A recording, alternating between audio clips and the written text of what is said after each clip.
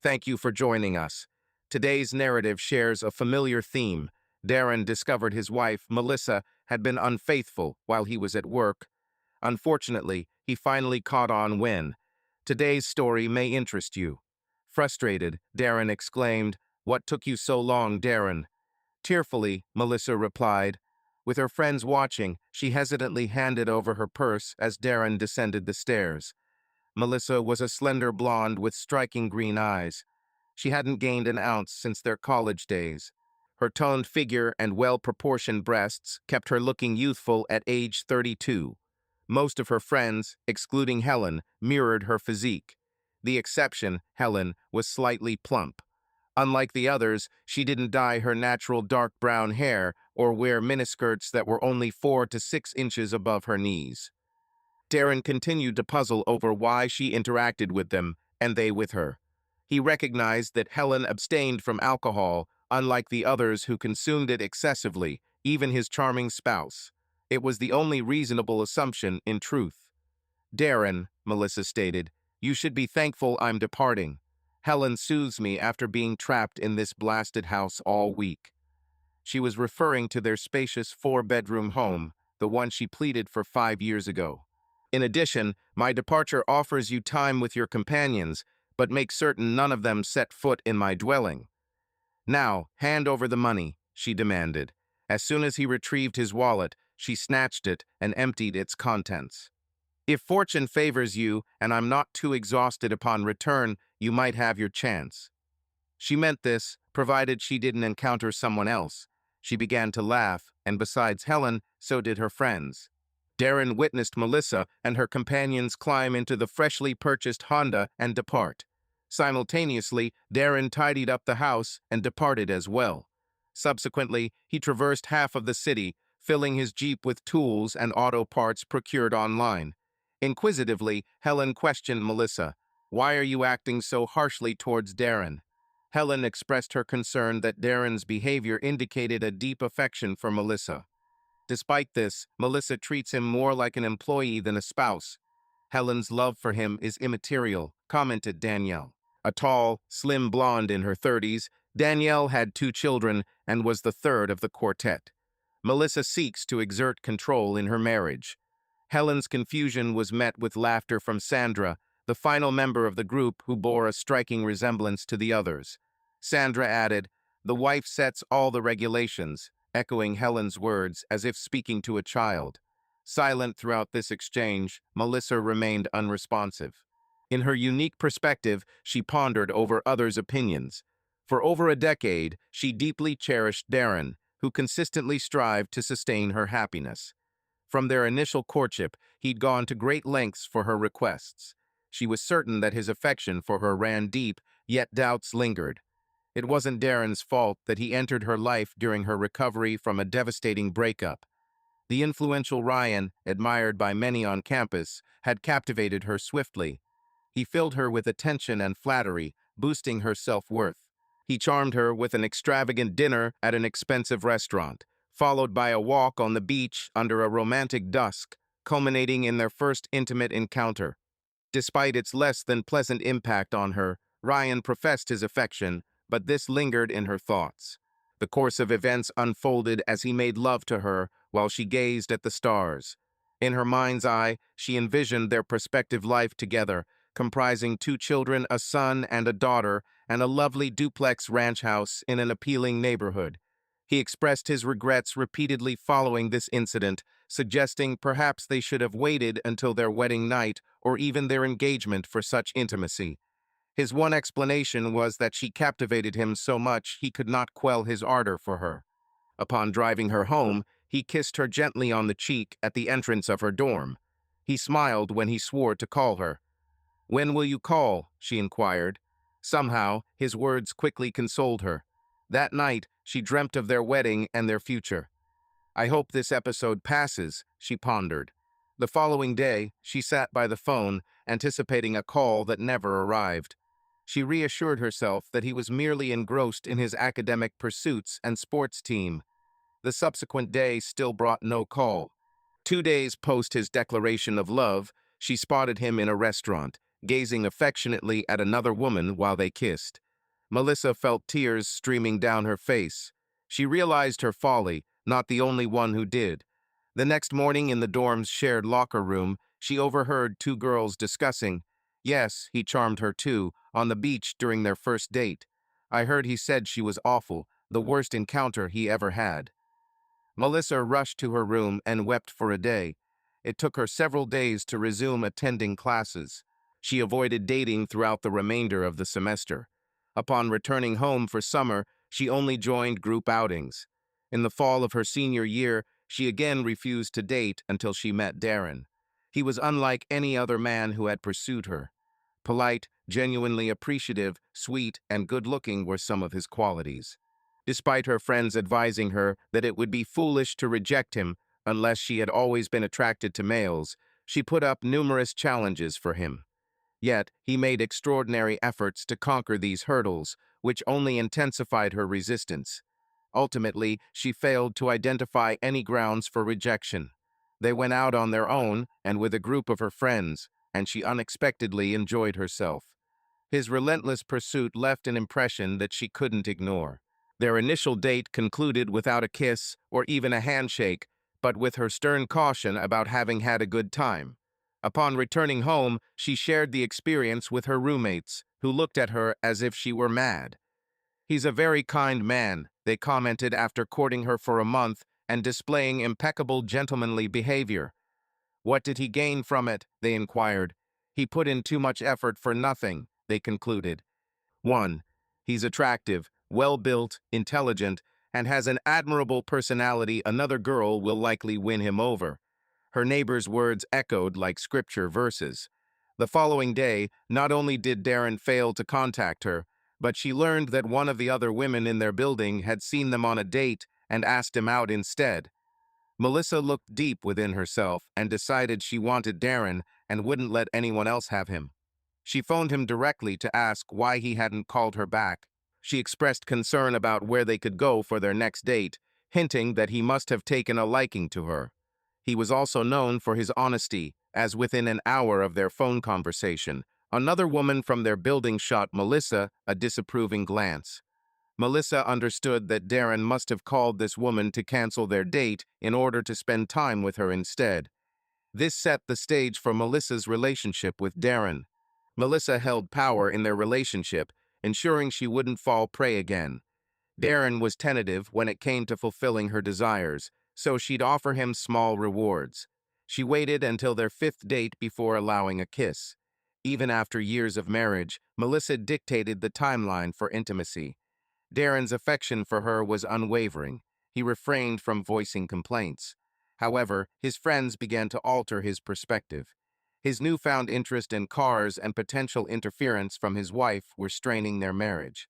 Darren bought a car to repair and connected with others sharing the same hobby. He invited Melissa to visit the homes of these new acquaintances, mainly to gauge their influence on him. The Matthews family, Tim, Elaine, and their daughter Krista lived in an attractive house. Their behavior left Melissa taken aback. In their marriage, neither seemed to hold the reins. Despite their deep affection and long-standing closeness, an unusual incident occurred when Tim playfully patted Elaine's backside in front of Melissa, leaving her bewildered about marital norms. As the trio convened on the terrace enjoying the mesmerizing sunset, Elaine chose to sit on Tim's lap and initiate passionate kisses amidst their guests. This woman was captivated by him, possessing an attractive physique with curves, larger breasts than any in Melissa's circle, and a striking figure. As she straddled her husband and moved to embrace him, their 3-year-old daughter emerged from the house with her teddy bear, heading towards Tim's vibrant yellow muscle car parked in the garage. Upon reaching the vehicle, the car door swung open, and the little girl climbed inside as it closed with a resounding thud. Both Tim and Elaine exchanged worried glances. Melissa pondered over the mechanism of the car door, but the child's guardians appeared unbothered, so why should she be? Her curiosity lay in her parents' dynamic instead. When Elaine perched on Tim, he responded immediately. He eased out Elaine's shirt from her shorts and proceeded to massage her gentle abdomen, visible to all, eliciting a content purr from her. Darren seemed to pick up on Melissa's astonishment, so he started a conversation to ease the tension. "What about Krista?" he inquired. Shocked, Melissa realized that not only was her spouse aware of the baby's name, but also seemed intrigued by her. This could be the reason for their presence. "She's tired," Elaine chuckled. "She'll nap with Chrissy until I put her to bed, or her daddy does. There's no need to worry. She's secure where she is." Melissa observed that Tim continued massaging his wife's abdomen. Elaine seemed to tremble. "She'll have to get accustomed to the idea of sharing her private space sooner," she stated. Tim's eyes expanded, fixated on Elaine. "You imply that, us?" he stammered. "Indeed, attractive one," Elaine replied, smiling. "It appears you are pregnant once more. We are expecting again." The night was nearing its end afterwards. Melissa observed that Tim and Elaine, as courteous and amicable as they were, seemed eager to dismiss their guests. She suspected they would retire to bed before she and Darren departed. To this day, weeks subsequent to their encounter, the evening lingered in Melissa's thoughts. The revelation from Helen about Darren's affection for or infatuation with Melissa only intensified her perplexity. Organizing bachelorette parties whenever herself and her companions desired became a recurring routine for Melissa. Of the four females, only she and Helen were married. Helen and her spouse upheld an open relationship, having both engaged in multiple affairs and now gradually slowing down to rediscover one another as they aged. Melissa harbored concerns about the validity of Helen's marriage, but opted not to interfere. The remaining two women were divorced. Melissa hadn't yet been unfaithful to Darren, but she had no intention of letting him know that. Truthfully, she didn't take pleasure in the company of Danielle and Sandra, but going out frequently was necessary to prove to Darren her intolerance for his infidelity and demonstrate her ability to find another man. This knowledge gave her a sense of control. Nevertheless, seeing Tim and Elaine caused her to ponder. As she drove, she idly rubbed her stomach. Darren exited his Jeep and began arranging boxes in front of Tim and Elaine's garage. Upon completion, he ambled towards their front door and softly knocked. Elaine opened the door, revealing a smile at the sight of Darren. They had only been acquainted for a few months, but Darren was already one of her husband's closest friends. "Hey, Darren, Tim is working late, but you can get started without him," she said. "Perhaps I'll return another day," Darren replied, looking dejected. "Feel free to pick any convenient day," Elaine suggested. "It might be about a week before we can meet. I rarely have spare evenings." Darren suggested, "Why not come over today then?" Elaine asked, regarding car maintenance specifically, like replacing wheels and tires. "Your brake calipers seem in great condition," Darren noted approvingly. He admired Elaine and Tim and aspired for his marriage to resemble theirs. In fact, he arranged a dinner with them so Melissa could observe their lifestyle. However, after the dinner, Melissa discouraged him from inviting them to their place. She found them peculiar and warned Darren against adopting their ideas. On entering the crowded club, Melissa and her friends seemed characters from an unappealing teen dance movie. Tonight was Melissa's favorite night at the club, karaoke night, where she enjoyed listening to amateur performances trying to captivate the audience. This karaoke club differed in that the performers selected their songs from a list, but were accompanied by a live band. Melissa appreciated this alternative, as it allowed her to avoid spending much of the evening warding off advances from dancing partners. In contrast, Sandy and Danielle frequently engaged with the men they danced with romantically. Many assumed that given the right circumstances, Melissa would do the same. As a result, she never had to purchase drinks at the establishment. Helen, however, refrained from dancing. She conveyed to other females that her days of infidelity were behind her. Although her husband was indifferent about her dancing with other men, she felt it inappropriate conduct for a married woman. The initial performers appeared aware of their lackluster skills, hastening to complete their sets, while the audience remained sympathetic and inclined to offer praise. However, after several acts, the spectators mercilessly mocked the inept singers without remorse or empathy. Melissa found herself seated at a table with a man known for his attempts to seduce her. She allowed him to kiss and caress her chest on rare occasions, often when she was upset with Tim, but nothing substantial had transpired thus far. Suddenly, a woman took the stage to perform, coinciding with Sandy's return accompanied by an unfamiliar male. Sandy looked disheveled, with wrinkled clothing and smeared makeup, while the man wore a broad smile. Melissa understood the situation well enough. "Oh dear," Helen whispered. "Calm down, Helen." "She does this frequently," Melissa responded. "Not her," Helen clarified. "Look at the stage." On stage stood a tall woman, clutching a microphone. Her long, dark hair resembled Helen's, but she was significantly slimmer, with ample breasts for her frame and lengthy legs.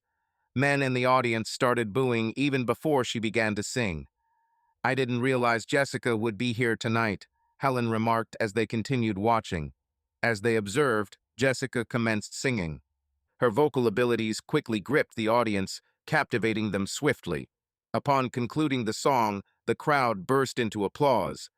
"Your singing is impressive," Melissa commented. Indeed, she attempted to record an album at one point, but failed to find suitable songs. The songwriter she collaborated with couldn't compose anything fitting her vocal range, Helen explained. Moreover, music wasn't her primary passion. She pursued it merely to be near her ex. Instead, she enjoys working on cars. Just a few moments later, Jessica approached their table and embraced her sister. Upon scanning the table, she noticed that only her sister was alone.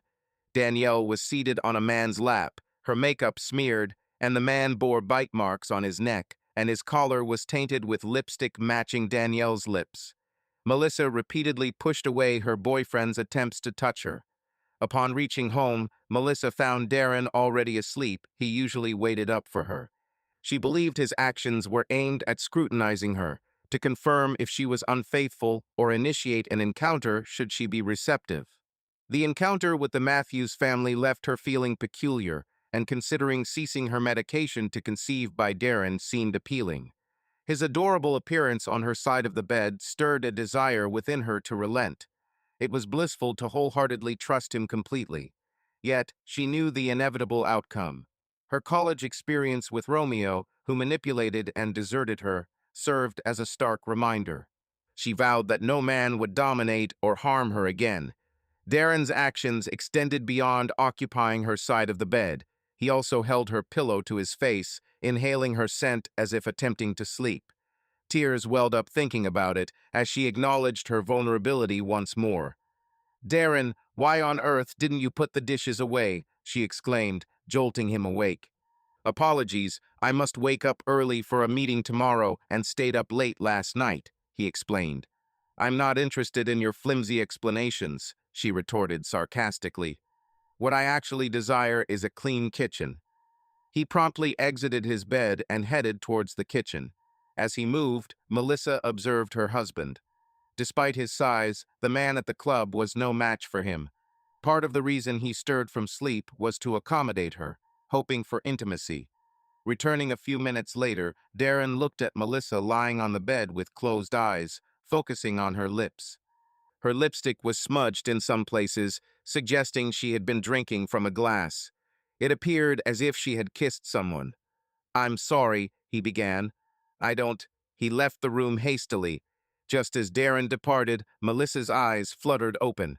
Melissa pondered if what she perceived wasn't anger, but desire from him. The mere prospect of spending the night with her made Darren exhilarated, leading Melissa to expect his return soon once she was prepared. However, the next morning, Melissa discerned something amiss. Darren didn't return to their room overnight. Even more distressing was that he failed to visit their room in the morning or offer one of her cherished goodbye kisses. She endeavored to address his issues later. With a busy day of tanning and exercising scheduled, she needed to maintain her physique, as he might lose interest if she improved. Yet, Darren's limit had been reached. He arrived at work early that morning, suppressing the urge to shout, which was not in his nature.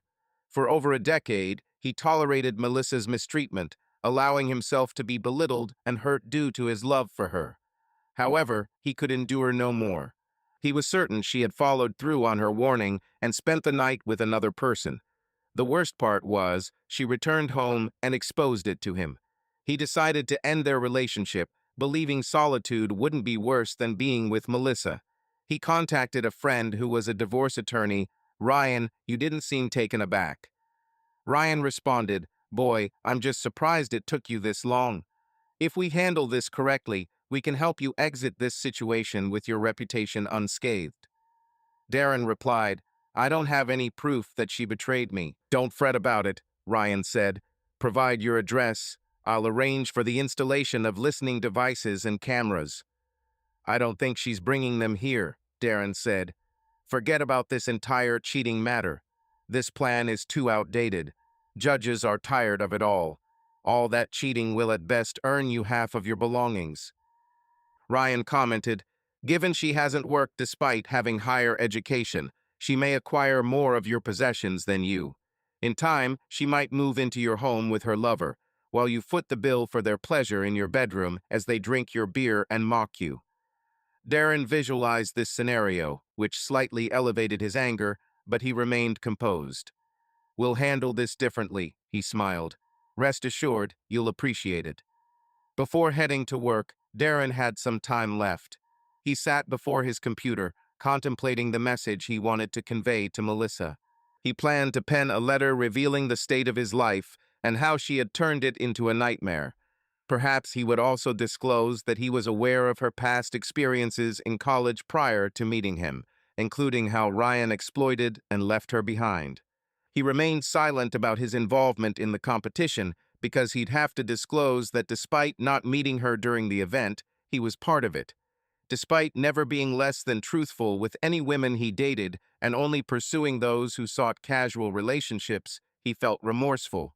He believed he could alleviate some of his guilt over the innocent women some of his friends had harmed by attempting to help Melissa regain her self-esteem. He never anticipated falling in love with her throughout the years he tolerated her abuse, hoping someday she'd comprehend the depth of his affection and perhaps return it in some fashion. However, last night was the breaking point, the ultimate insult he'd endure for the sake of love. Additionally, he viewed it as poetic justice to employ Ryan as his divorce attorney. In college, they were both competitive yet amicable. Ryan was an athlete, while Darren had a passion for music. When Darren attempted to pen a letter, inexplicably it morphed into a melody or verse. "Listen closely, detect my voice, my tune, open the door. It's partially open or shut. When you warn me to tread carefully, are you present or absent? Is there information I should be aware of? Effortless moments arrive and depart, not residing within your thoughts, unable to perceive the utterances I made. I struggle to convey when you're silent, unresponsive, endeavoring to converse with you. Yet you remain oblivious, so what is the outcome? Speak up, can you understand me? Impatience is dwindling, fading. Return once more, tell me, I shall receive the opposite, the reverse. Show me what truth entails, if it shatters, can it be mended? Attune your ear, why do you suppose I'm here? Keep me in the shadows, do you ever ponder me? Is there another person ahead of me, needing clarification, needing clarification? What action should I take, because I can't connect with you? So what transpires, tell me, can you perceive me?" This composition wasn't disastrous, and it somewhat echoed Darren's exasperation and the matters he desired to express to Melissa. His longing for her to communicate with him or even listen intensified greatly. Yet, something felt amiss. Darren let it slide, choosing instead to focus on his work. Perhaps he could finish early and head to Tim and Elaine's, as his car only needed a fresh coat of paint. Upon returning home in the evening, Melissa was already there. He assumed she had likely spent the afternoon with another of her partners. He half hoped it happened here, so Ryan's surveillance could capture it. He went online to find premium car paint, anger surging within him. As soon as Darren stepped into the house, he surveyed her with disgust and retreated to his home office. She barely moved, constantly watching him like a hawk. Her eyes barely open, she was waiting for an opportunity for him to walk in, see her, and plead for intimacy, or at least drop subtle hints about it. After a decade of partnership, he should have been accustomed to their dynamics. What's wrong with him? Instead of giving her the expected look, it was filled with sadness or resentment when he glanced at her. He then retreated to his office. Melissa bellowed his name in fury, demanding to know his whereabouts and why dinner wasn't prepared. Remarkably, he remained silent. Momentarily frozen, she moved towards the office door, finding it locked. In her rage, she pounded on the door several times before leaving the house. Melissa sought solace with Danielle, confiding in her about the incident. Upon Darren's return, Danielle found amusement in this. Melissa, however, did not find it humorous at all. She began to question why she shared her issue with Danielle in the first place. Perhaps it was because she needed someone to confide in, and having someone was better than having none. Before they could finish their conversation, Helen arrived. Melissa recounted the entire scenario once more, tailored for Helen's understanding. Danielle and Helen seemed to view the circumstance distinctly. Danielle thought that Melissa held considerable power over her spouse, which she considered commendable. Darren was so submissive that he couldn't even request a night out, even if he desired it. Danielle suggested to Melissa that she should acknowledge the possibility of spending a night with other men if she wished, and there would be nothing Melissa could do to prevent it. Helen appeared astounded at Danielle's words. "Daniel," Helen inquired, "what became of your marriage?" "Well, Danielle started. "I'm tired of sharing a bed with the same man every night." Helen retorted sharply, "I recall that you were flirting with multiple men, and when your husband discovered this, he left you. You pleaded with him for months to take you back. Then he remarried a young, attractive woman, and they now have 2 children. You were on the brink of despair and lost a significant amount of weight. You decide to sleep with various men, believing it will hurt him, but he's already moved on. I'm content for his progression. You seem to be attempting to damage Melissa's marriage since yours is failed. Get yourself out of my house," Danielle shouted. An hour later, Melissa returned home perplexed. The doorbell rang, and she went to answer it. It was Helen. They sat down together to discuss. "Melissa, I've known you for a long time, and I want you to be content. Disregard Danielle's nonsense. She frequently tries to manipulate you." This manipulation was what led to her marital collapse. A marriage isn't a fight. It should be a partnership. When it functions effectively, both partners share control as equals, Helen explained. As she spoke, Melissa contemplated Tim and Elaine. They were undoubtedly equal partners. Their love for each other was so profound that she couldn't envision one without the other. Her predicament was unfamiliarity with solving the issue at hand or navigating the path towards it from her current position. "We must curb our efforts in managing Darren, as pushing him too much may drive him away, similar to Danielle's husband leaving her. Then you'll end up a melancholic, resentful old woman like her," Helen warned. Their dialogue was disrupted by the doorbell. As Darren emerged from his office, Melissa was poised to answer the phone. "Hello, Darren," Helen greeted. "How are you?" "I'm not doing well," he replied. "I can't find anyone to paint my car." Helen discerned that Darren was deeply distressed, and it wasn't just about the car. She pondered whether helping him with the car might encourage him to open up. This could potentially facilitate communication between him and Melissa before it's too late. Grabbing a notepad and pen from the table, she aimed to assist him in finding someone to paint his car. Rapidly jotting down the number, she introduced herself as Jessica. "Inform her I'm sending you, and she'll propose an advantageous deal." "Thank you," Darren replied. "Darren, though we may not know each other, I acknowledge your kindness. You can decline Melissa at times for self-protection. At times, you must act impulsively to safeguard yourself," she further suggested. Upon returning, Melissa observed them conversing. "We must depart," she informed Helen. "Danielle has an urgent matter." Curious about what Darren was doing, Melissa sought his presence, but found he had already left. "I'm headed home," Helen declared, "Danielle and her troubles. She told me to vacate her residence due to my unattractive fifth position, hence I see no need to return." Arriving at Danielle's house, Melissa witnessed her friend reclining on the couch with a bandage on her head. Awful was her appearance. Sandra was present but hastened to depart as soon as Melissa entered. "You can remain with her," Sandra stated as she disclosed, "I have a date scheduled." Inquiring about Helen's whereabouts, Melissa instructed Danielle, Make some noise. Remember when you were told to vacate your house? Danielle objected. That's not what I intended. Sandra continued. His ex-wife is expecting another child. Given his parents' demise, her mother still maintains a cordial relationship with him. He treats her as if she was his own mother. They bestowed the newborn's name in honor of Danielle's mom and sought her as the godmother. The baby's namesake phoned to berate Danielle for letting him go. Throughout the night, Melissa consoled Danielle, listening attentively as she vented about her ex's actions causing her distress. She envied Melissa for having control over Darren that she lacked. Over the past few days, Melissa wrestled with this dilemma. While she harbored deep affection for Darren, she also recognized the feeling of being manipulated and cast aside. Melissa was furious with Darren for failing to respond to her advances as expected. She felt he needed punishment for this. Danielle's suspicions might have been correct. It seemed Darren was trying to manipulate her. If he wasn't home or unavailable when she visited, he should be cautious because she might carry out what she had suggested. Darren reviewed the recordings from their house, but found nothing intriguing for him, just more instances of Melissa shouting at him. However, the conversation between Helen and Melissa was engaging, particularly when Helen warned Melissa about his potential instability. Melissa seemed crafty, as she advised him to go out and do what he wished. He dialed the number Helen provided and conversed with the woman who instructed him to discuss it. She gave him the location, a garage where vehicles were repaired, and he went there to meet her.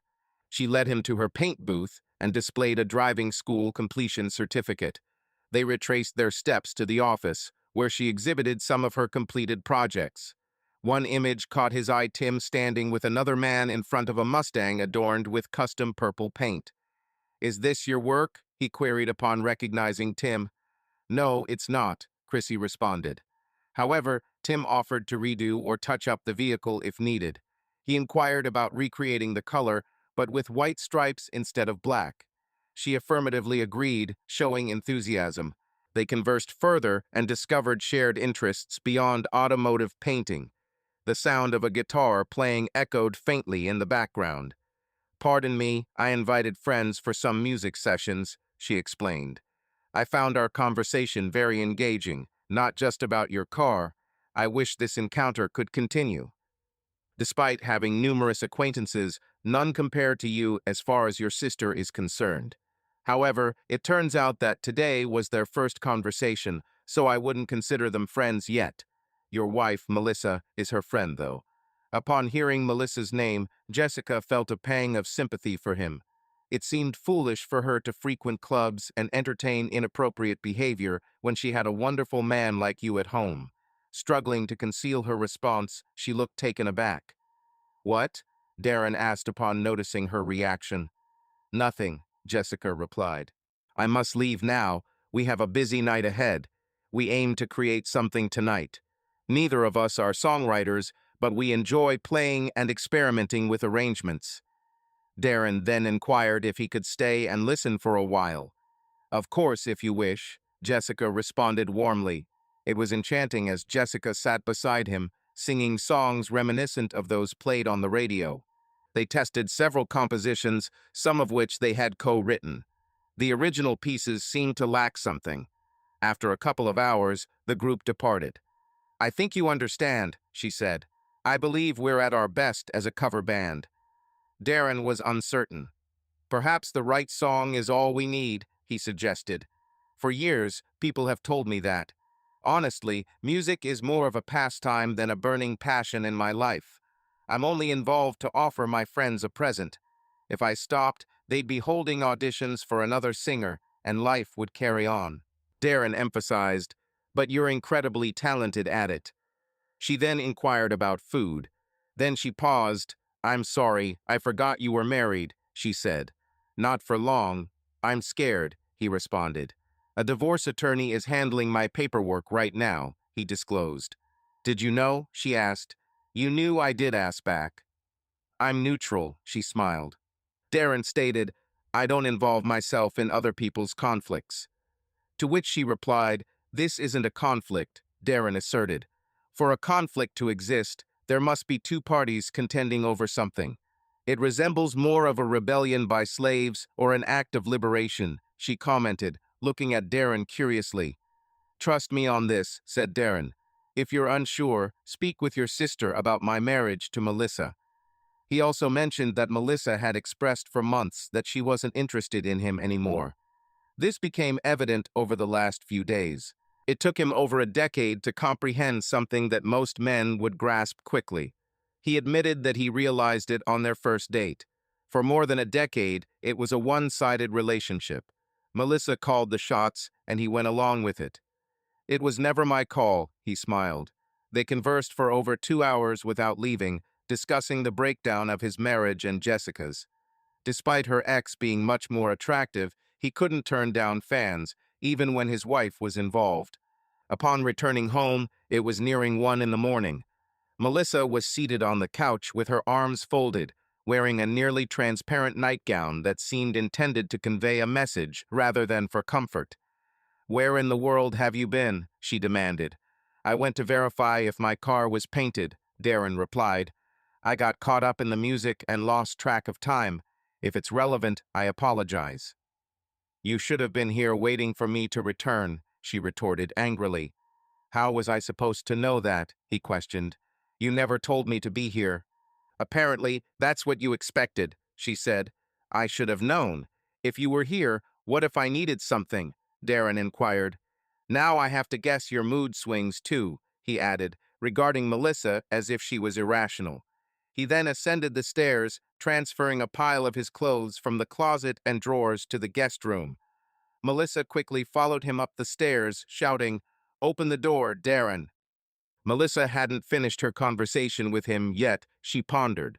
This night had taken an unfortunate turn, not at all what she desired. Yet, she couldn't retreat without conceding some of her authority. "I'm fed up of your chatter, Melissa," Darren expressed. "I'm just so fed up," he declared abruptly, falling silent. Melissa persisted in venting through the closed door, while Darren's thoughts wandered elsewhere. He grabbed a pen and paper and jotted down some hastily formed words. "Oh, I've messed up," he mused. Upon reaching work the following day, Darren switched on his computer and examined the words he had penned the previous day. He segmented the poem into distinct stanzas and added a chorus, which he composed during an altercation with his wife. It looks good, he thought. Now he required a melody, a riff, and a bass. He wasn't too concerned about the drums, since any drummer could keep pace with a guitar, riff, and melody. For his money, his secretary informed him that Melissa was calling.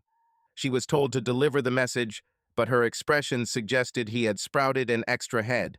It wasn't typical for Darren not to call from his wife. Minutes later, she came back and handed him a message from Melissa, prompting him to shrug indifferently. He grabbed the phone and dialed Jessica. "Hey, we haven't talked about your fee for painting my car," he said. "You cover the cost of paint, and I'll do it for free," she replied. "No, Jess, I can afford to pay," he insisted. "I know you can, but I just want to help out," she said, a smile evident in her voice. "Even now?" he inquired. "Sure then. Do you have a guitar?" was his next question. "Not yours, but there's usually some lying around somewhere," she responded. "Why do you need one?" she asked. "I might have something for you," he hinted. "What exactly?" she wondered. "Can you bring it today?" he inquired. Jessica's reluctance to engage with a married man vanished following her conversation with Helen. Helen advised Jessica to avoid Darren, implying that if the information she shared was accurate, Darren shouldn't be with Melissa. "I wish I could, but I can't," Darren replied. "It will take some time to resolve things, and I have plans with friends tonight. Trust me, if I could change it, I would." "Have you met Elaine Matthews, Tim's wife?" Melissa inquired. "She's bringing my car today," he responded. "That's good news. The sooner, the better." In truth, Jessica was still stunned that Darren referred to her as Jess. She appreciated it and felt he had something for her. Darren arrived home earlier than usual. Melissa observed him entering the house and ascending the stairs to shower. He donned jeans and comfortable shoes, followed by a t-shirt and light jacket. Finally, he descended. "Where are you going now?" Melissa inquired. "You weren't supposed to know that," he retorted. Since I've never inquired about your whereabouts upon your departures, you hold no grounds to question mine. With a sharp tone, she retorted, "What's wrong with you? A conversation is needed, Melissa. For a decade, you've shown no heed to my words. I harbored affection for you so deeply that I may have overlooked your lack of reciprocation or held on to hope that one day you would cease punishing me and someone else would take their place," he stated. Melissa remained speechless. Only after the door had closed, closing Tim out, did she respond, "I'm ready to listen now." Within an hour, Melissa had summoned Sandra, Helen, and Danielle into her living room. They convened a council to discuss their course of action regarding Melissa's elusive husband. Helen suggested that Melissa reveal her feelings for Darren and attempt a fresh start. She believed it was necessary to disclose her escapades at the club and inform him of her love, which kept her from straying any further than she had. "Your sister suggested you're unfaithful," Helen stated. "Who gave her this information?" Melissa inquired. "She mentioned it because she's decorating a car for him," Helen explained. "I believe she harbors feelings for him, but I warned her to stay clear of him." "Forget about it," Danielle declared. "You need to swiftly re-establish your authority over the situation. He's already seeking out alternatives for you. You must make him aware that he can be replaced as well. As in any conflict, there must be an escalation of actions. If he found a girlfriend, then you should find someone else too. By indicating your intentions, he'll plead with you to reconsider. This will restore your control," Danielle advised. "What if he doesn't plead?" Helen queried. "Then she'll appear foolish and lose even more of her power," Danielle retorted. "Foolish, foolish," Helen repeated. "If she sleeps with another man, she risks losing him forever. Consider your own past. All you did was flirt with a few men. Did you also deceive about that?" Danielle reprimanded. "Clear out from your temporary fifth position here," she retorted. "This isn't your residence." Meanwhile, Darren, Tim, and Elaine ambled through the fairground. Tim introduced Darren to each person in turn. They were all astonished by the numerous Mustangs showcased. The event they attended was the initial joint gathering of all Mustang clubs in the state for the year. Delighted, Darren inspected vehicles, envisioning modifications for his own car. Tim presented Darren to some of the 50 associates from his club. Notably, every member of this club owned a yellow Mustang, which distinguished them. Enthralled, Darren discovered there existed a Black Mustang Club, a Shelby Owners Club, a Roush Owners Club, and many more. Essentially, for any kind of Mustang, there was an admirer group. Accompanying the fairground tour, Darren observed Tim and Elaine. His envy grew as he witnessed their camaraderie. Now he recognized even further that he would never share such a bond with Melissa. Seeing her unexpectedly left him more melancholic. "Why wasn't my surprise for today?" Tim questioned, spinning to face Jessica, who had appeared behind him. He engulfed her in a tight embrace. In response, she clasped him firmly and nestled closer still. The pressure of her breasts against his chest was hard to escape. Barely able to free himself, he said, "That was an uncomfortable moment." "My apologies, I wasn't thinking," he replied warmly. "I'm just happy to see you." "Hi, Jessica," Elaine greeted with a smile. Jessica returned the favor and hugged Krista. For the rest of the night, they remained together. When night fell, they settled on the grass to observe the fireworks. Darren observed Tim and Elaine once more. He admired their intimacy as they assumed shared form, and their daughter dozed off on their shared knee, seemingly unconcerned with anything else in the world. "Are you envious?" Jessica asked. "Indeed I am," he answered. "Me too," she echoed. In the following days, Darren did not encounter Jessica again. Either she was occupied or he was. Each exerted their full effort for the other. Jessica finished both base and color coatings on Darren's automobile. She meticulously applied numerous coats of varnish until it shone so brightly it was almost unbelievable. Simultaneously, his relationship with Melissa had deteriorated to the point where they barely communicated. Helen advised Melissa to abandon Danielle's foolish plan and simply converse with Darren before it was too late. Eventually, Darren phoned Jessica. "Tonight," he said, Aren't you thinking about filing for divorce first? She inquired. Ha, he responded. Ryan has already drafted my divorce papers. I merely need to decide on the day and method of service. Then, what's the plan tonight? He asked. You will receive your gift, he replied. You can pick up your car tonight as well, she added. Although it still requires your personal additions like a grill and a few more details, it is completed and looks stunning, she said. He mentioned we could both embark on our initial journey with the vehicle once it's ready, he stated. I'll see you later tonight, she replied. Anticipation for something beyond his car had scarcely stirred within Darren in a considerable duration. Moments before departing, Melissa strolled into the living room, donning a dress that barely reached her hips. If she remained stationary too long without adjusting it, her undergarments would be visible. I won't wait for you, she said. I'm leaving as well, he responded. Please refrain from inviting anyone into my house and ensure they adhere to necessary precautions, although in retrospect, it might not matter given our lack of such encounters in the recent past and the unlikely prospect of future ones. Disregard that part, but don't let him enter my house. As Darren departed, Melissa seemed to pick up on him humming a tune. What should I do now? She pondered. She didn't wish to venture out in that dress. She yearned for Darren to either disapprove of her attire or request her to stay home. Jessica was ready to alter her attire if requested. Upon reaching the garage, Darren found the door already open. Before he could reach out, Jessica emerged, anticipating his arrival. It seemed she had been waiting for him. She scrutinized him as if searching for something, then shrugged and flashed a smile. Follow me, she instructed. Darren observed that Jessica regarded him as her sole focus, the lone individual whose gaze was filled with nothing but delight. Clearly, Darren appreciated Jessica's authenticity. Jessica evaluated Darren based on his actions, not influenced by others. Upon entering the garage, she stood on her toes and shielded his eyes with her hands.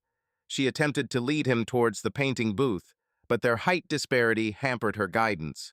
Frustrated, Darren stooped, picked Jessica up, and carried her instead.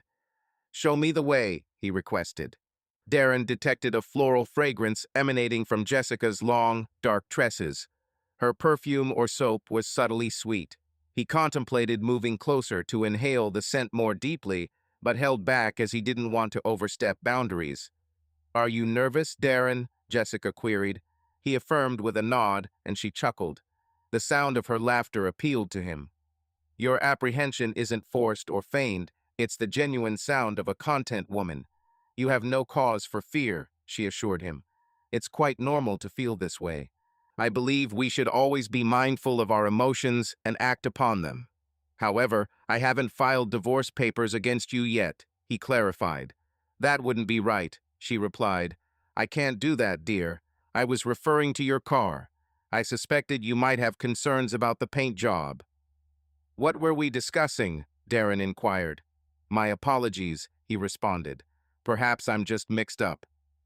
She complimented you on your good scent, adding how wonderful it felt to be with you.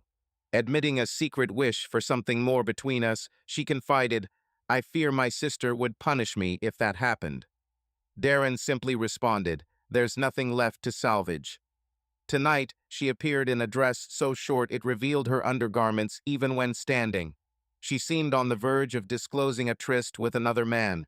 I merely advised her against bringing him home. Our marriage has been characterized by her constant efforts to shield herself from harm without investing much of herself into it. Why are you crying, dear? Jessica asked. Release your feelings, let go of the past, move forward, she urged. Embrace a better life ahead. Darren nodded in agreement. Now, let's examine that car, she said, blocking his view again. Darren moved through the garage guided by Jessica, unaware they had entered the paint booth. The aroma of paint and chemicals was overpowering upon arrival, and he cautiously opened his eyes as Jessica withdrew her hands from his face. The vehicle was stunning. Its flash yellow hue, similar to Tim and Chrissy's car, seemed more vivid. The color seemed almost to leap out of the car. Jessica explained that she had applied a white base coat before the yellow, causing the color to stand out even more. She added that the stripes he desired were painted on, not attached, and they perfectly complemented the intricate striping around the vehicle. Overwhelmed with joy, he didn't hesitate to kiss her. Jessica, although tempted, initially held back from returning his affection. "Helen will surely punish me for this," she warned. However, she soon reciprocated his kisses. "What is this?" she queried, surprised, finding a small square box in Darren's jacket pocket. "Is it what I think it is?" he responded. "It's too early for that. We barely know each other." From the appearance, it seemed like it originated from a jewelry store. "Open it," Darren suggested. Jessica took a breath and unveiled the box's contents. Inside was a ring, a large white one. The ring was crafted by folding a paper into a lengthy, flat strip and then shaping it into a loop. "Very amusing," she retorted, striking him. "I came close to suffering a heart attack. I assumed, well, you know what I thought." "What if this were a genuine ring?" he inquired. "You'd have to propose to get the answer," she replied with a grin.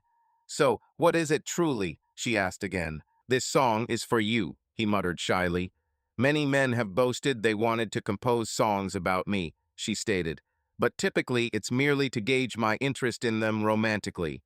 This is the first time a man actually composed a song, and interestingly enough, this is the first song I've ever received. Normally, when they learn I'm not an easy catch," she added, the song failed to materialize. "Jessica, this isn't that kind of song. This isn't a song about you. This is a song for you," Darren clarified. He ambled to the street corner, retrieved an acoustic guitar, and commenced to strum its strings. The rhythmic, abrupt notes of the melody echoed, transforming Jessica's gaze towards him. She scanned the lyrics on the sheet and hummed softly. Following several repetitions of the song, her expression changed drastically. "I'll contact a few friends and organize a practice for tomorrow night with all of them," she declared. Darren whisked her away in his newly painted vehicle. Since it was an agreeable evening, he lowered the top. Although Darren's car didn't possess Chrissy's raw power, the convertible made the journey delightful. Upon reaching home, Melissa lounged on the sofa, asleep. She remained dressed in the attire she donned when Darren departed. She was bare beneath her dress. He tread quietly up the stairs and assembled some personal items into his overnight bag. He lingered at his desk for a spell before finally penning the note he had promised himself to write days ago. Descending the stairs, he left a crumpled note by her side. Even though he'd expected otherwise, Darren was taken aback by Melissa's unchanged beauty. In spite of his resentment towards her and their tumultuous relationship, his affection for her ran so deep it caused him pain. He yearned for a solution, but it seemed things had reached an end. He frequently threatened to depart and seek solace with another, yet she was the one who acted. Now there was no going back. Tears welled up in his eyes and traced down his face. He tenderly kissed her one last time before leaving. When she regained consciousness, he was gone. Inherently drunk, she chose to return to slumber, believing it was a dream that Darren had visited and wept. Darren retired at a motel. The uncomfortable and lumpy bed in his room provided him with little respite. He wrestled throughout the night, unable to find sleep. He was disoriented. While the thought of Melissa sleeping with another man pierced his heart, he questioned if he could endure this torment. Instead, he favored kissing Jessica, unlike the kisses shared with Melissa in the past decade. Jessica infused all her passion into their kisses, expressing an unreserved devotion. In contrast, kissing Melissa felt like kissing a barrier. There always seemed to be something hindering them from truly connecting.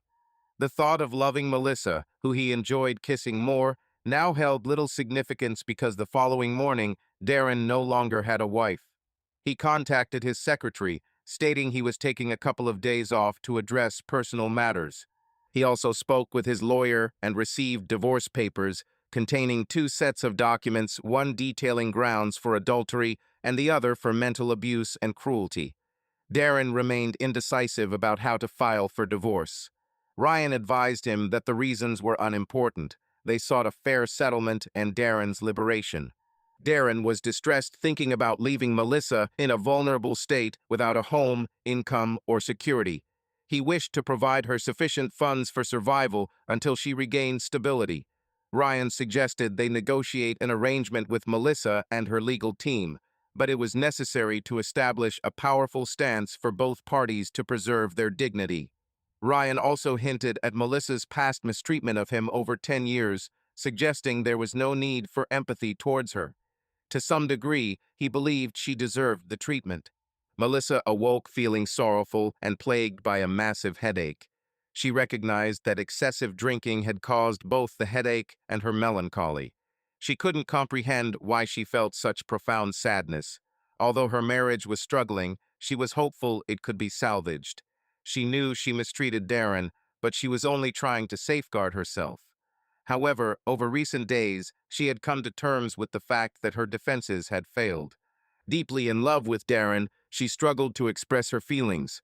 Caught in this cycle for so long, it was challenging to break free. If losing him proved harder still, she pondered the question and countless others while on the sofa. She resolved to take a shower, then invite him to lunch, hoping to tackle their issues head-on. His absence from her calls over the past day troubled her, but confronting him in person might be unavoidable.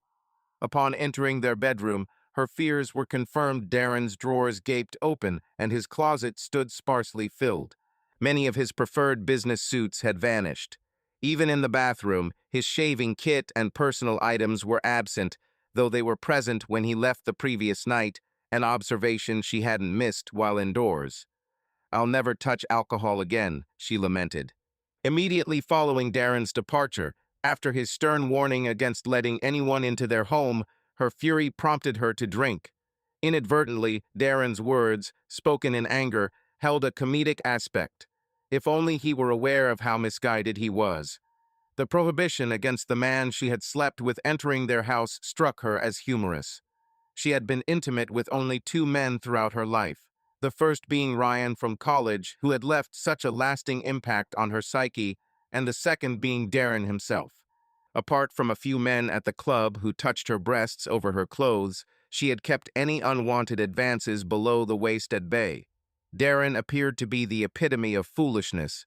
She began telling him about sleeping with another man to keep him off balance and exert control. Yet, an amusing twist emerged. A voice within her mind whispered that she was in danger or was overlooking something. Melissa recalled Darren had arrived home the previous night. She recollected him kissing her and him saying something emotional while shedding tears. It seemed like he cried because of his foolish belief that she had been unfaithful. Momentarily, her phone buzzed, and she moved towards it to answer. It was Helen, who was shouting angrily. "Helen, cease the ruckus. I have a headache. Why don't you just visit instead of berating me over the phone?" Melissa said. Melissa ascended to take a shower and dressed in casual pants and a nice blouse without applying makeup as she planned to change before lunch with Darren. She permitted Helen entry when she rang the doorbell. "You resemble a lifeless moose," Helen commented. "Many thanks, dear Helen. That's why you're my best friend," Melissa retorted sarcastically. "You always manage to raise my spirits. If you consider me your friend, why don't you heed my advice rather than that of fools?" Helen inquired. "I sincerely hope you take pride in this, but allow me to ask, who are you going to find who will be wiser?" Melissa gazed at Helen with perplexity. "To make it clear, I'm glad for my sister. If you're foolish enough to do this, I wish things turn out well for her and Darren." "I'm concerned about your circumstances, Helen," Melissa questioned. "Allow me to continue. You always lend an ear to them. This time, I wish to voice my thoughts," Helen stated. "I know I'm older than you, heavier, perhaps less attractive, but soon you'll be in my shoes. When I was younger, I was even more reckless than you, and I was married at the time. My husband, George, and I both dabbled a bit." Helen cast her eyes down to the floor. "Helen, when I was intoxicated, I allowed another man to entice me. George couldn't handle it. Initially, I believed we were heading towards divorce. A mutual friend persuaded George to sleep with another person to supposedly even things out. Regrettably, he chose one of my girlfriends. Despite this, our relationship didn't improve. George claimed it was acceptable since he had my approval. In contrast, I felt coerced. After his infidelity, I followed suit. We subsequently entered an open relationship, though I felt more foolish than anything else. I remained because I believed the blame lay with me. Truth be told, I only wanted to be with George. The unfortunate incident occurred when we were both intoxicated, and another friend exploited the situation.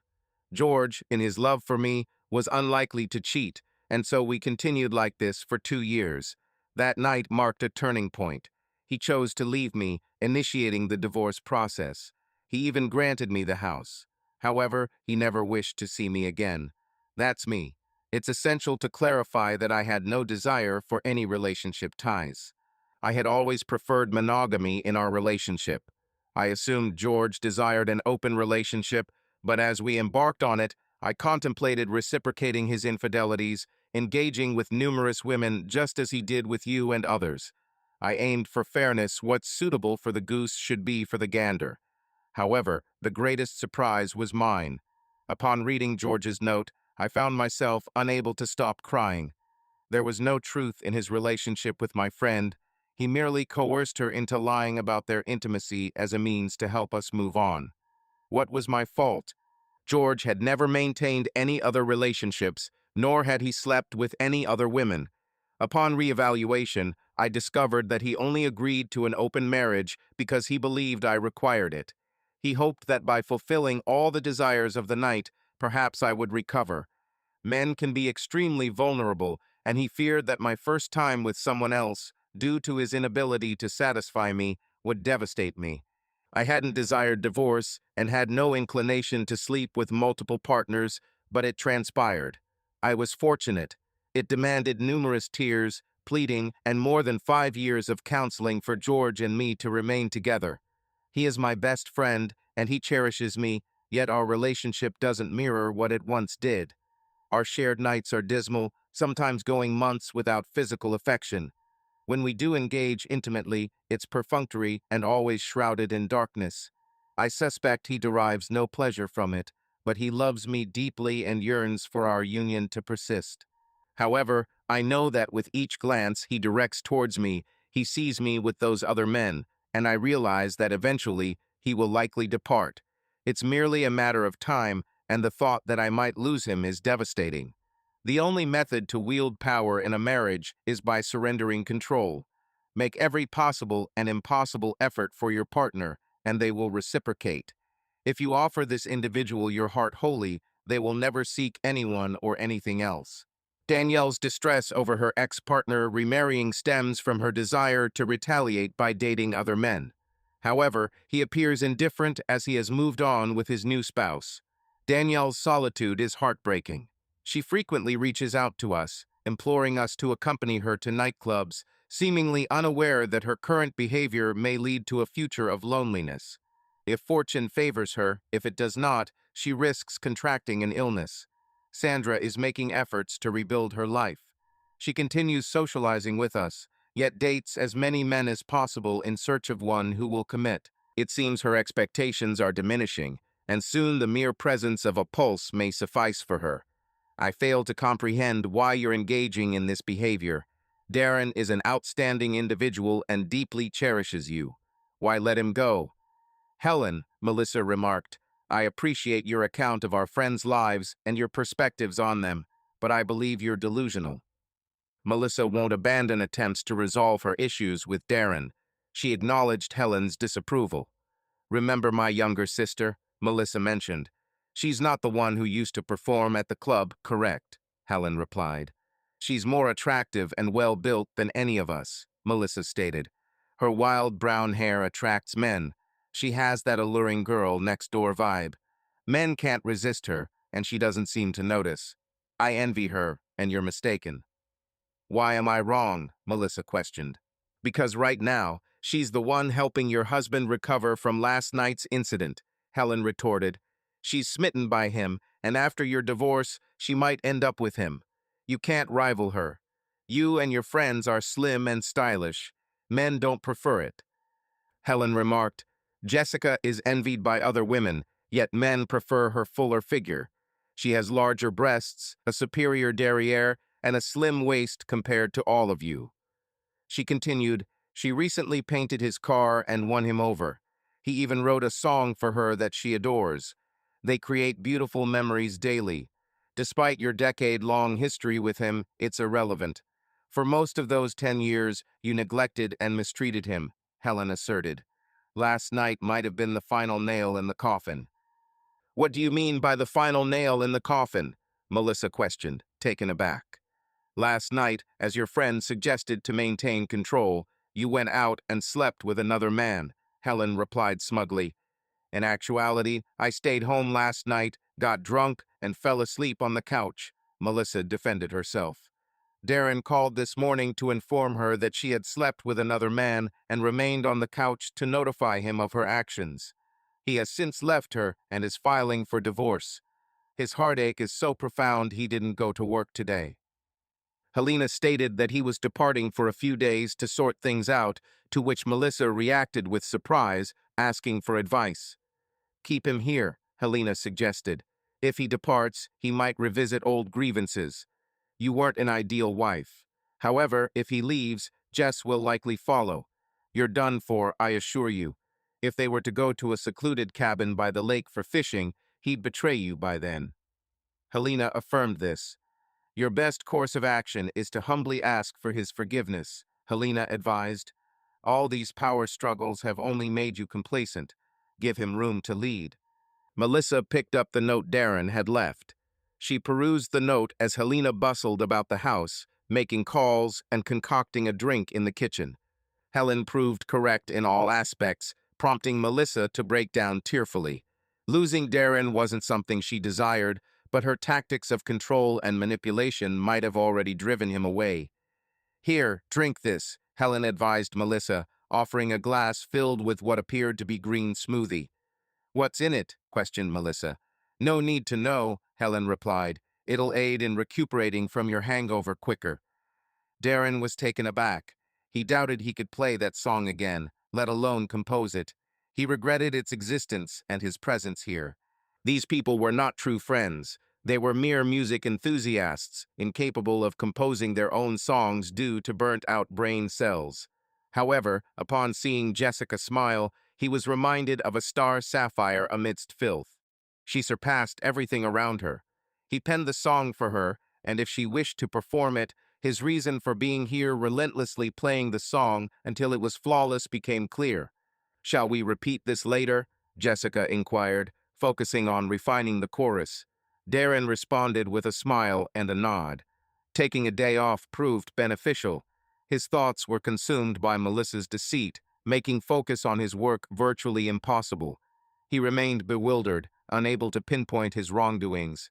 Despite his remorse over Ryan's actions towards her and acknowledging his innocence in the ordeal, his affection for her persisted. Time passed, yet his love endured. He harbored hope that she would eventually emerge from her suffering and return his affections.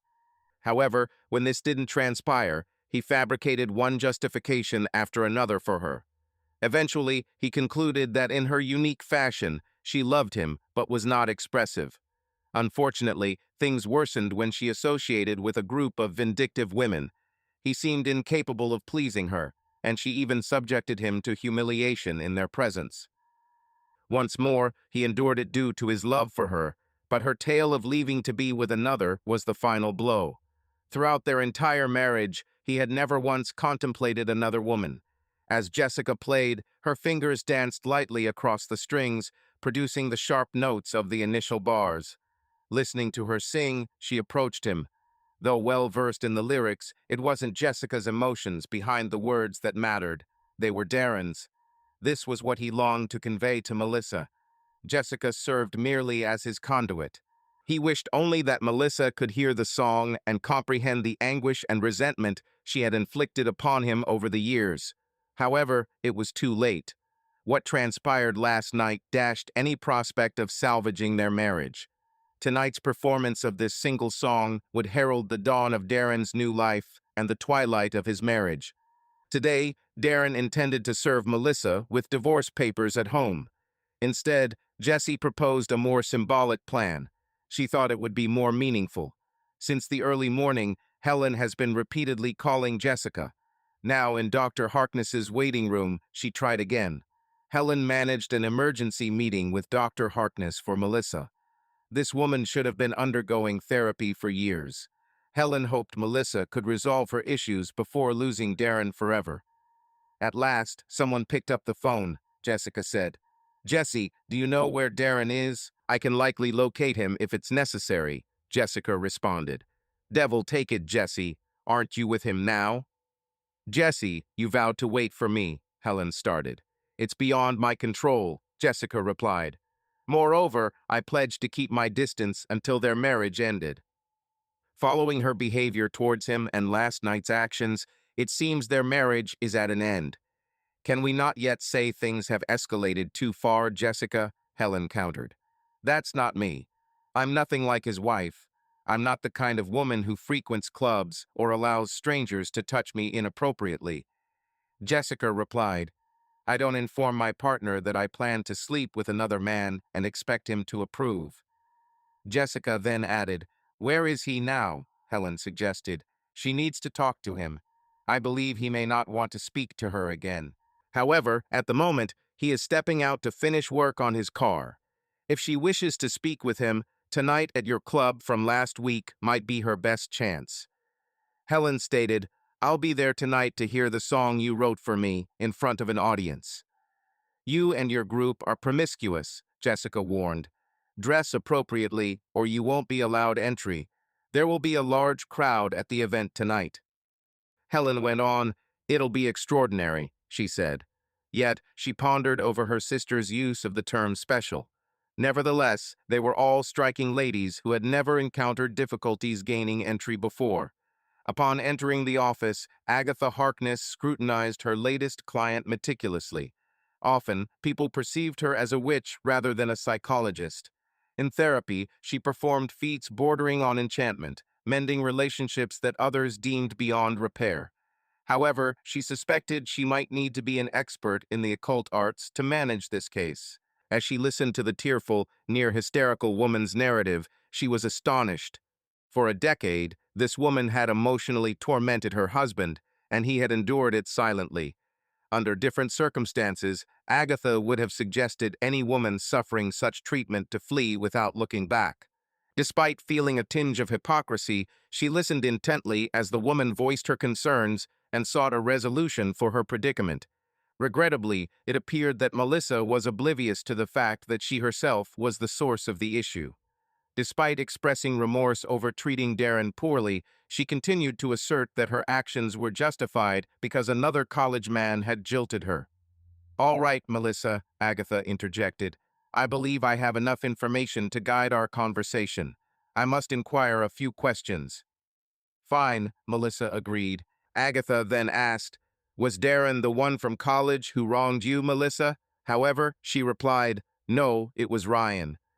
Evident in her voice, there was tension as she uttered his name. Thus, it seems that Melissa's present actions are a form of self-protection from past hurt. Agatha questioned, "You wouldn't want something like this to happen again, would you?"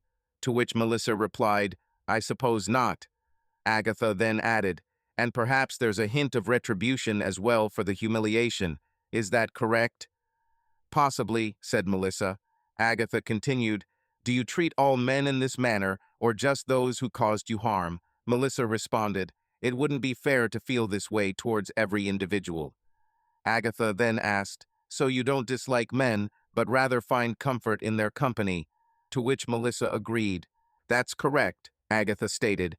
"You occasionally socialize with men at clubs." "What about your husband? Does he often make physical advances towards you in public?" "Certainly not," Melissa said. "That would be uncomfortable." Agatha remarked, "I can understand that. But you allow strangers to do it, right?" Melissa explained, "This is different. When these men do it, it's because they are attracted to me. They want to use me, but they will never possess what they desire. Darren loves me, so he should be aware of my boundaries." Melissa then stated, "He should respect me as well." Agatha questioned, "Is the behavior at the club a means for you to ensure you won't get hurt again by someone like that?" Melissa mused, "Perhaps I hadn't considered it." Agatha inquired, "Why did you spend a night with Ryan?" Why him? Melissa responded, he was attractive, and he whispered sweet words that led me to believe we would be together forever, living the life I had always envisioned. I thought he cherished me, but it was all a deception to get close to me and then abandon me, leaving everyone at school to think of me as foolish. Melissa explained it was a humiliating experience. Agatha asked, did you continue seeing him afterward? Melissa retorted, no. She added, the males who approached me after that thought I was simple to win. Agatha inquired, what about Darren? Did he think you were easy? Melissa smiled and answered, I waited a few weeks before going on a date with him, and he was very courteous. Agatha questioned, Melissa, the qualities and preferences Ryan holds seem strikingly similar to what you find in Darren, including your desired home type. Is this a coincidence, or did Darren intentionally cater to your desires? Melissa chuckled. Darren doesn't have strong opinions about our living arrangements or preferences. He just wants to be with me. Has he ever forced you out on a date against your will or caused physical harm? Asked Agatha. Never, Melissa replied firmly. Darren adores me. Has he ever emotionally manipulated you or put other women before you? Inquired Agatha. Absolutely not, Melissa responded forcefully. He'd never do something like that. I find that hard to believe, said Agatha. So, why do you suppose Darren acted this way? Melissa remarked. You always admired his looks. I think he's been tolerating your behavior for so long because of your admiration. You're incredibly lucky. Something negative has touched everyone's life at some point, but you never fully recovered. A significant aspect of maturing involves learning to leave behind challenging or painful phases, such as the one you experienced during college when you encountered a deceitful man who promised a dream life but delivered otherwise. Enraged by his duplicity, you sought retribution, which led to 10 years of making the man who genuinely cared for you suffer for something he didn't deserve. When Melissa showed shock and couldn't find words, Agatha inquired if your perfect life would have been possible had you met your husband first.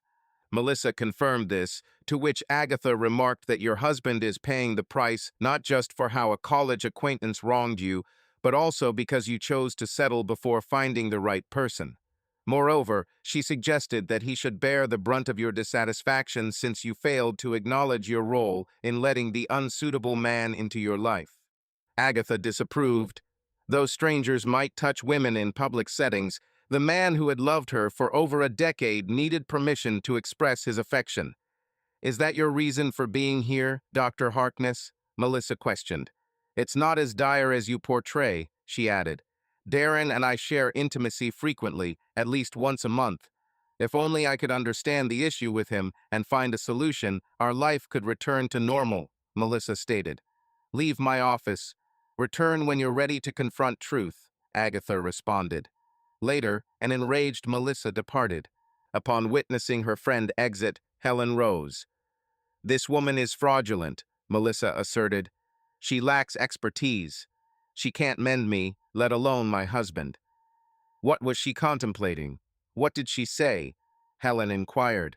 Melissa expressed her concerns about Darren's strange behavior due to the divorce discussions, leading her friend to inquire about her marriage and personal life, suggesting she might be at fault. As they got into the car, Helen posed a question. Melissa, despite your doubts about Dr. Harkness, remember my advice. To which Melissa replied without emotion, recalling it was to kneel before him. Helen clarified she hadn't meant that literally, suggesting that if Melissa wished to keep him, she should start making changes that would bring joy to his future. She emphasized that Darren had always been content with Melissa due to love, but didn't find pleasure in how she treated him. Nobody would, Helen added. Allow me to ask a question. We are alone here. Do you recall my previous advice? I promise not to share your response with anyone, but you must be truthful. All right? All right, Melissa answered cautiously. Why do you want Darren back? Helen asked. And how significant is this situation for you? This matter is quite important, Melissa replied. I hadn't fully recognized it until recently. I assumed I could manage my feelings for him and keep him at a distance. It began roughly a month ago. Darren persuaded me to accompany him to meet those unpleasant individuals, Tim and Elaine, regardless of their names. They were affectionate with each other and had an infant, and they seemed to consider no one else on earth as important. Are you talking about Tim and Elaine Matthews? Helen asked. Oh my goodness, it's fortunate they didn't start kissing in front of you, Melissa said. In any case, they were in the kitchen, and I overheard her tell her husband that she found Darren quite attractive, but that I was a jerk. You recall the affectionate glance Tim and Elaine shared? Darren regards you similarly. However, if you persist in dwelling on your fifth place, he'll cease yearning for you and shift his gaze elsewhere. My sister, though wild, has her principles. She won't make a move until the divorce papers are in hand, but trust me, she won't wait for the divorce to be finalized. In the meantime, while you're awaiting his return, she'll cling to him at every opportunity. As long as you cling to hopes that he recalls instances where you succumb to his advances despite your desires otherwise, that girl will share intimate moments with him night after night until he grows weary. Your current advantage is that he has loved you for so long.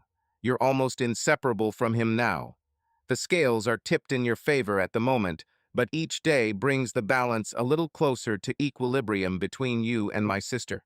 In his thoughts, he constantly pictures you reclining on the couch. He still believes that you were unfaithful, causing him immense sorrow and torment. Whenever he encounters her, memories of her painting his car and writing a song for her resurface, helping him swiftly forget about you. If the comparison between you and my sister ever approximates equality, you will be on par in his eyes. However, Melissa, you will ultimately lose out. I've already informed you that she is more aesthetically pleasing and well-built than us. Furthermore, she is determined to win over this man. This woman has a history of mischief and is eager to settle down and start a family, not with my husband.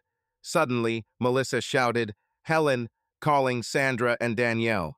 Both women were anticipating their usual club outing, as it was their favorite night for partying. As agreed, they decided to meet at Sandra's house. Sandra disclosed that this would be her last night at the club with them. On one of my dates, I encountered a man I admire, Sandra stated. However, he wasn't too keen on my frequent club-going habit. So you're ditching us for some guy? Danielle questioned. Well, the reason we attend clubs is primarily to find someone, isn't it? Sandra countered. More often than not, we encounter fools and failures at these places, hence our regular returns. I believe I've found a keeper.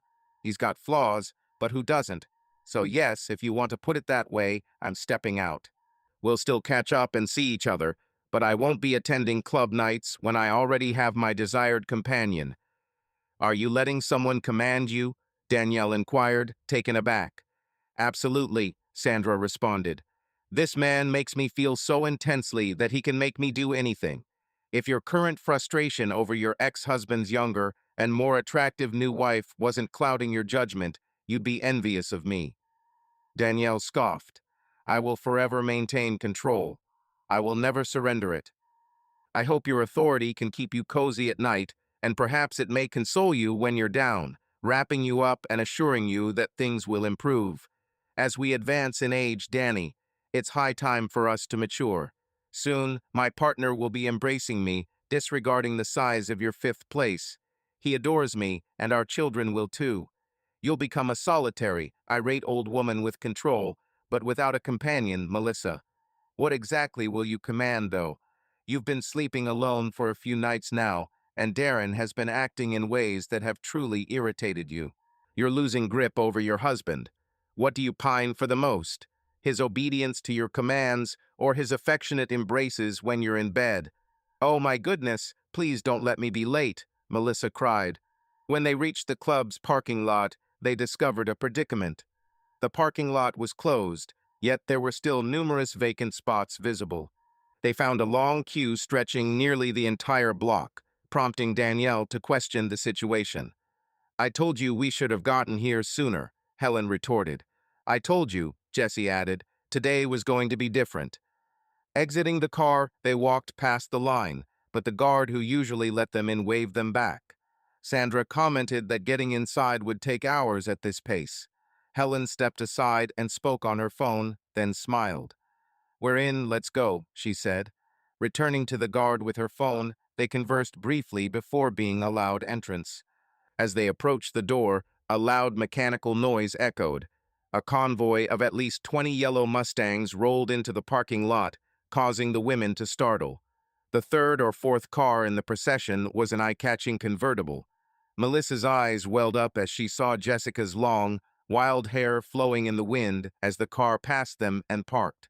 Melissa's spouse, Darren, drove beside Jessica, unaware of her presence. Upon exiting the car, he opened the door for Jessica, and they vanished into a club through a side entrance. Helen dragged Melissa inside. As it turned out, there were no free tables available. A man Danielle knew socially was sitting alone at a table, so they joined him. Danielle danced with him later on. The same male who sat near Melissa the previous week approached her. "Where did we last off?" he asked, encircling her waist with his arm. "Stay away from me," Melissa retorted sharply. "I can't afford my husband noticing you near me." Hearing she was married, the man nonchalantly left. "It's already happened," said Helen. "Jesse informed Darren about this man touching your breasts last week." Melissa's heart thumped anxiously within her chest. It appeared as if her current circumstances only strengthened Darren's desire for independence from her. Suddenly, she comprehended that she had never possessed control over anything. He merely complied with her wishes due to his love for her. However, he no longer did so, and she yearned for him to return. He didn't require her approval for his actions, but she needed him to forgive her and return home. The decision was his, leaving her without control. It seemed possible that he had been the one in charge all along. She rose and began scanning the club for him. He had to be here somewhere, and she needed to speak with him. Delay wouldn't resolve the issue and might even exacerbate it. A sizable crowd congregated at a corner of the small stage. Tables were rearranged closer to this area, encroaching upon the dance floor. Melissa had never witnessed such an arrangement at a club before and speculated that it could be related to Darren. Approaching the zone, Melissa stumbled upon two towering guards, their arms folded over their chests, giving her a dismissive gaze. "No admittance," one of them barked. The conversation seemed to be concluded as he turned his back on her. Any attempt for dialogue was futile. Melissa glanced at the privileged section. They appeared ordinary. A mix of various age groups were present. Affluent individuals and others who clearly did not belong mingled there. She couldn't comprehend what united them. Then she spotted a familiar visage. It was the woman who had addressed her as Elaine. Elaine recognized Melissa simultaneously and beckoned to her with a wave, inviting her to her table. Melissa gestured towards the guards, but Elaine whistled sharply, catching the bouncer's attention and pointing at Melissa. The doorman swiveled his towering neck and addressed her in a voice reminiscent of Lurch from the Addams family, inviting her indoors. "Thank you," Melissa replied. "I don't mean to pry, but I was wondering if your spouse is around tonight. It feels odd seeing you without him, I suppose because I'm accustomed to it. People tend not to realize that we both had lives and relationships prior to meeting each other. Our first date, however, marked a significant beginning in my life. By the way, Tim is currently trying to keep Darren from succumbing to his enthusiasm backstage. Today isn't an ideal day for Darren," Elaine mentioned. "Apparently, you might have some issues with him that I'm not aware of. I can't disclose any specifics as they are private matters. It seems that Darren once played the guitar around a dozen years ago, but he had never performed in front of an audience before. Unexpectedly tonight, not only will he perform in front of an audience, but some representatives from one or two record labels are here too." Elaine observed Melissa's eyes grow stern and her lips tighten. "Well, it seems you might have a chance yet," Elaine remarked. "What do you imply?" Melissa inquired. "I had begun to view you much like my ex, but your angry demeanor suggests otherwise. Perhaps you care for him a bit more than I thought." "Rest assured, he hasn't been harmed. We didn't fight," Melissa explained. "It turned out that Darren was boasting about his car. By the way, it's quite an impressive vehicle," Melissa noted. "He was attempting to outdo Chrissy, which wasn't very sportsmanlike. Chrissy defeated him by over 10 seconds in a single lap from a stationary position. Perhaps Tim is just a better driver, Melissa suggested.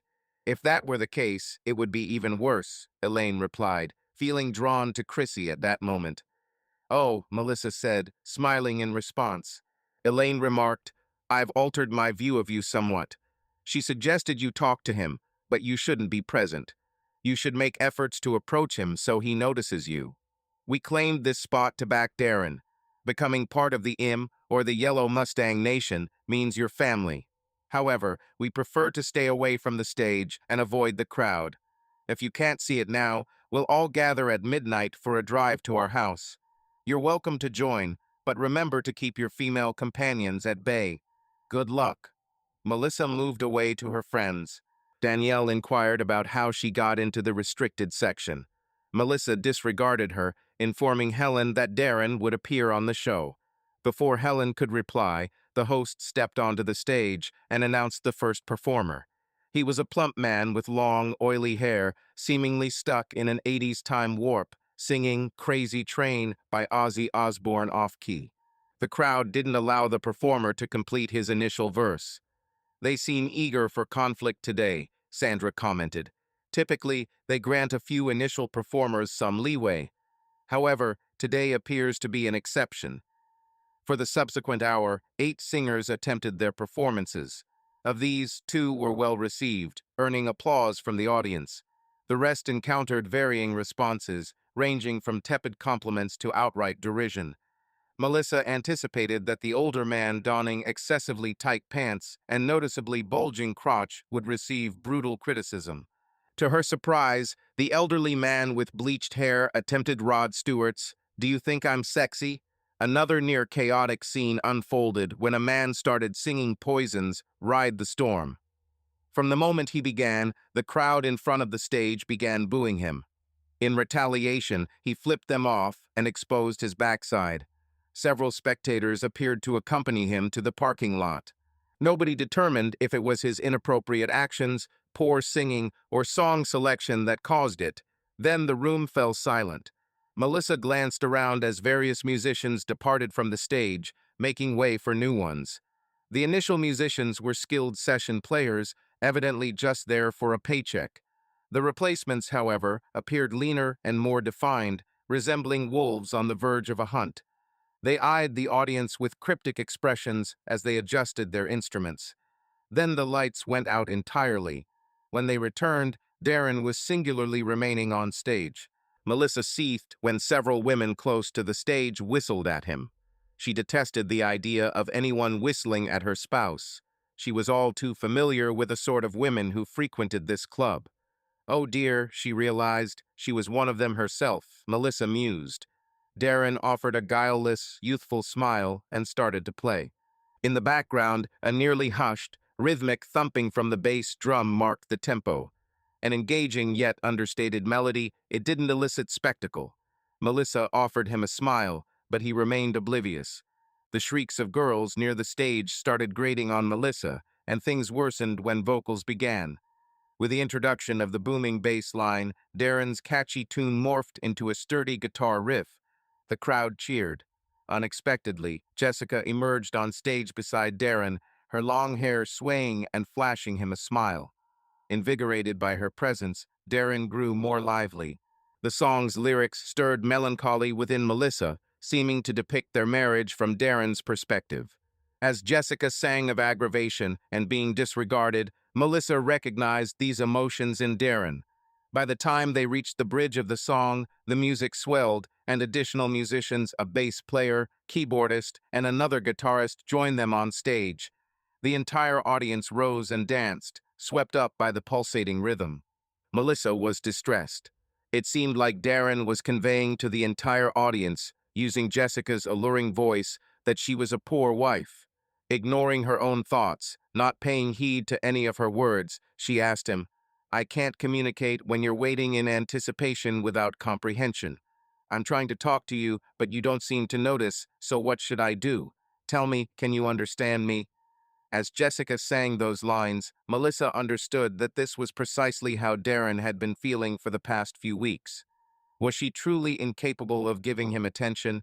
When they reached the chorus of the song, the audience was spellbound. They were already attempting to join in with a song they had not heard 5 minutes earlier. When Jessica sang the chorus, the entire club exploded. "I'm exhausted by this, your lack of attention. You never listen, I'm tired of this, so I'm having a tantrum." Jessica stomped her feet and acted out a tantrum while singing it.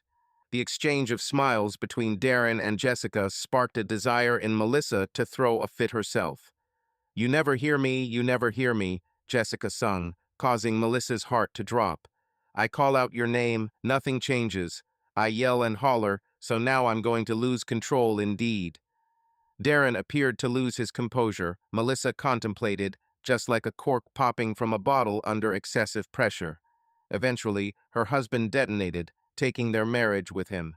Melissa observed that when Jessica sang the song, Darren mimicked her movements, especially while playing the guitar. She also noticed he directed his attention and lyrics towards her. When the chorus concluded with all the musicians shouting, "Hey," another guitarist approached Darren and they harmonized. Jessica then started the second verse, singing about dwindling patience. Was this a sign that Darren had given up on her, or was merely exhausted by her actions? Jessica proceeded to walk over to Melissa, singing the verse. Audience cleared a path for Jessica as she descended among them towards Melissa. She approached and handed Melissa a folded stack of papers at the bridge of the song. Audience members believed it to be lyrics. Jess returned to stage to begin chorus, crowd now harmonizing with her, an uncanny experience. Over 500 packed tightly within a club sang about Melissa's marital collapse, a failure she herself had caused. Melissa remained stunned, witnessing Jessica and Darren ignite the crowd. People nearby attempted to seize the papers given by Jessica as if they were mementos. When song concluded, Melissa felt even more astonished as Jess called her name over speakers, Melissa Thomas. In a raised voice, Jessica declared, "Yes, Melissa," even though no one could hear her. She was confident that Jessica and Darren were watching. Jessica then announced, "You've been served," broadcasting the words across the crowd via the speaker system, "Served, served, served." With that, the group vanished. The audience in the club leaped to their feet, cheering and shouting. Everyone congratulated each other and vowed that Jessica was now their favorite singer for life. Several women, whom Melissa recognized as those who would embrace a snake if given the chance, moved towards the backstage area. Melissa remained there, tears streaming down her face. It was divorce papers that Jessica personally handed to Melissa upon opening, a realization filled with horror. All of Helen's predictions about her sister and the warnings she had given came true. "She won't rest until you have the divorce papers in hand," Helen had warned. Helen stated, "She's younger, more attractive, and athletically superior than us." She added, "She's preparing to settle down, even considering starting a family." Helen clarified, "Not with my husband, though." Melissa exclaimed, "It won't occur." The two women hastily exited the club, managing to do so just in time to observe an extended convoy of yellow Mustangs departing from the parking lot. They knew their destination, so they weren't in a hurry. They hopped into Melissa's vehicle and abandoned the club, leaving Sandra and Danielle to deal with the situation. The entire drive to Tim and Elaine's residence was spent in silence. Melissa pondered over everything she witnessed at the club that night. She had never imagined it possible, but her husband might be leaving her for another woman. She was disheartened. This man had received the finest years of her life. He was hers. No one else was going to encroach upon her possession. Upon reaching the house, she found it encompassed by numerous bright yellow muscle cars and a few others. She parked as best as she could and approached the house. Everywhere she observed, people were enjoying themselves.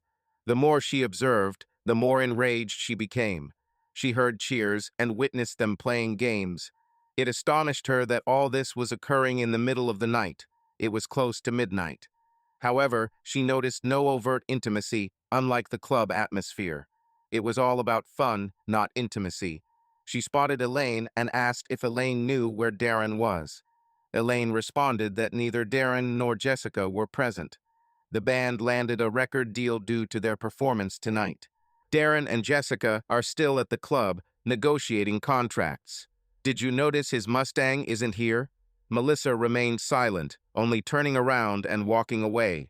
She grabbed Helen and drove back to the club. She was even more furious now, but had to admit that it was her assumption that led to her mistake. She thought Darren would be with the others. Despite his affection for the car, she was unaware of its appearance other than it being a convertible. Upon returning to the club, the parking lot was devoid of vehicles. Behind her, a pair of limousines and a yellow Mustang convertible were visible. She approached the door and rapped.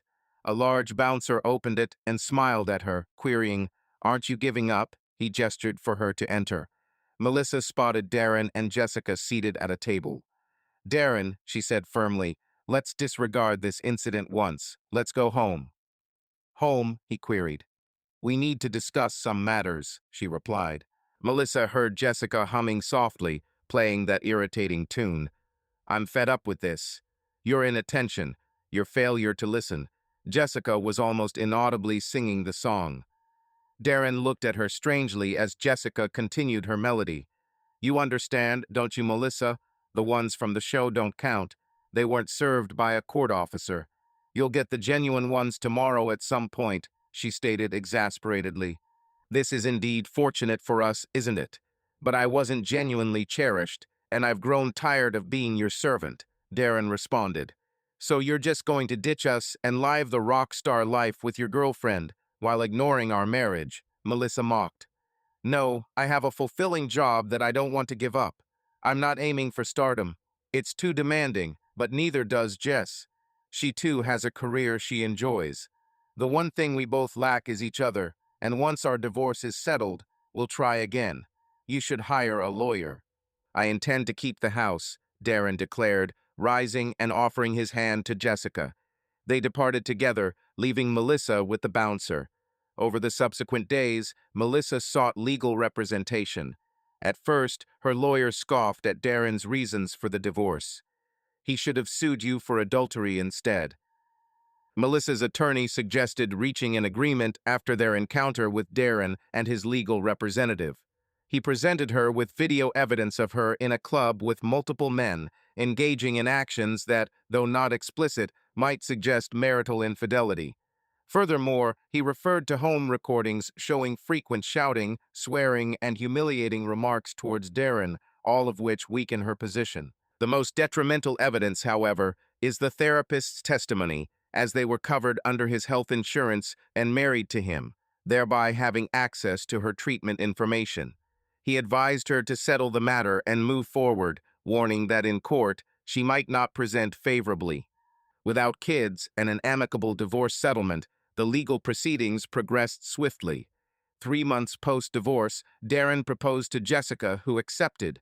As part of the divorce terms, Darren purchased Melissa's stake in their home, providing her with financial resources for a temporary respite, albeit not a fulfilling existence. Melissa's longing for Darren was overwhelming. She barely managed to breathe. The painful reminder of their past lingered in the form of that dreadful song. All through the ensuing summer, Melissa encountered that dreadful song wherever she went. The band replaced Darren with another guitarist and a singer named Victoria, but the recordings still featured Darren playing and Jessica singing. They had a video too, featuring them in a yellow Mustang.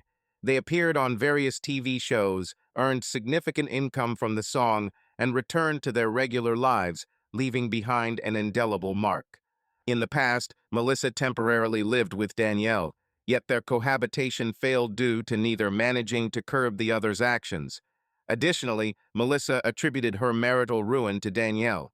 Subsequently, Jessica welcomed the first of their 3 kids into the world, marking the start of their harmonious life together. As Melissa's weight increased and her finances depleted, she found work as a waitress to survive. Often, she would take the bus to her old neighborhood, watching Darren and Jessica play with their children in the yard, leaving her in tears each time. Despite this, she continued to return. Each time that particular song played on the radio, she shuddered. What thoughts do you have regarding our narrative today? I was deeply moved by the main character's predicament, which brought a lump to my throat whenever I envisioned him returning home. I'd appreciate your perspective in the comments. See you again soon.